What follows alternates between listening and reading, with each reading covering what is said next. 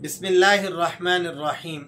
कुछ साथी ये कहते हैं कि मुश्किलात से निकलने का वजीफ़ा बता दिया जाए। एक बात याद रखें कि निरे वज़ाइफ भी इंसान को मुसीबतों से नहीं निकालते। सिर्फ वज़ाइफ पढ़ने से इंसान की मुश्किलात ख़त्म हो जाएं ऐसा नहीं हो सकता। कुछ और चीज़ें भी हैं जिनका एहतमाम व इल्तिज़ाम करना ज़रूरी है। अगर आप उनको नहीं अपनाएंगे, आप जितने मर्ज़ी वज़ाइफ पढ़ लें, जितनी मर्ज़ी इस्तिग़फ़ार की तस्बीहें पढ़ लें, आप अपनी ज़िंदगी में सुरखरू नहीं हो सकेंगे। आप अपनी मुश्किलात में कमी होती नहीं देखेंगे। जब आप जुल्म करना नहीं छोड़ेंगे, मुसावात का रवैया नहीं अपनाएंगे, तो अल्लाह तबारक व तआला आप पर रहम नहीं फरमाएगा। तो सबसे पहले तो आप जुल्म को ख़त्म करें अपनी ज़िंदगी से। जब आपने जुल्म का रवैया छोड़ा और अदल को अपना लिया, तो फिर आप सुबहान अल्लाह भी कहेंगे तो वो भी एक तासीर रखेगा। अल्हम्दुलिल्लाह पढ़ेंगे तो आपको अपनी ज़ात में उसका असर होता हुआ नज़र आएगा। आपको अपने दिल में अल्हम्दुलिल्लाह का सुकून उतरता हुआ महसूस होगा। बहरहाल कुछ साथियों ने मुश्किलात की कमी के लिए एक वजीफ़ा पूछा था, तो उसके लिए आप दुआए यूनुस का भी एहतमाम कर सकते हैं।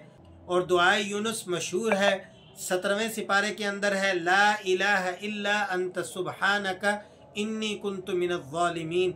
आप इस दुआए यूनुस का एहतमाम करें, इसकी बरकत से अल्लाह तबारक व तआला आपकी मुश्किलात में कमी फरमा देगा। और एक वजीफ़ा है जो असहाबे कहफ ने पढ़ा। जब असहाबे कहफ पर मुसीबत पड़ी तो उन्होंने अल्लाह तबारक व तआला को किसी वली का, किसी नबी का वसीला नहीं दिया, डायरेक्ट अल्लाह की ज़ात से अपना ताल्लुक़ कायम करके और अल्लाह तबारक व तआला से राब्ता करके अल्लाह ताला से दुआ मांगी। और क्या कहा? रब्बना आतिना मिन लदुनका रहमा व हय्यि लना मिन अमरिना रशदा। रब्बना आतिना मिन लदुनका रहमा व हय्यि लना मिन अमरिना रशदा।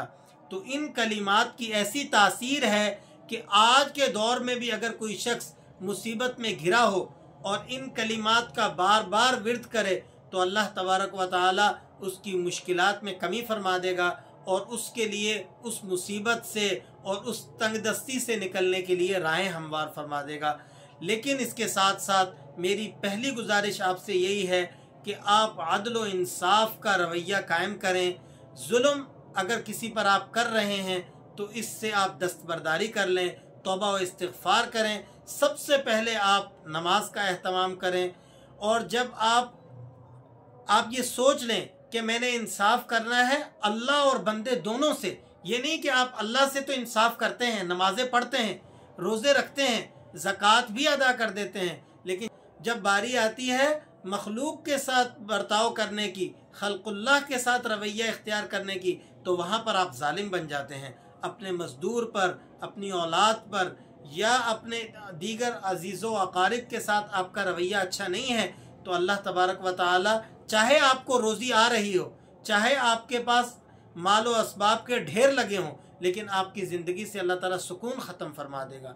तो अगर आप मुश्किलात से निकलना चाहते हैं, परेशानियों को ख़त्म होता हुआ देखना चाहते हैं, तो मेरी सबसे पहली आपसे गुजारिश यही है कि आप अपनी ज़िंदगी में अदल व इंसाफ का रवैया कायम करें।